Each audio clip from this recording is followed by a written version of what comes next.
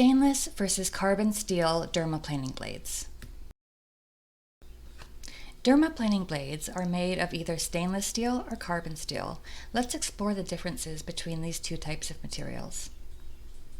Carbon steel blades hold their edges longer throughout the dermaplaning procedure, while stainless steel blades are sharper at the beginning of the procedure.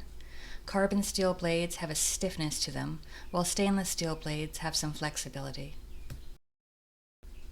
Stainless steel dermaplaning blades are a more popular choice due to their tactile feel.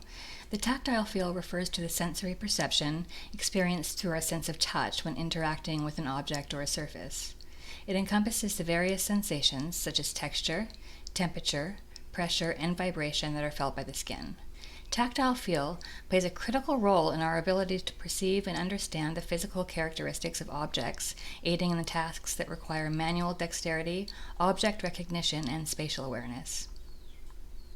Regardless of whether you opt for stainless steel or carbon steel, the quality of the blade you select for your dermaplaning treatments can significantly impact the success of your treatment and guarantee the best possible outcomes for your clients.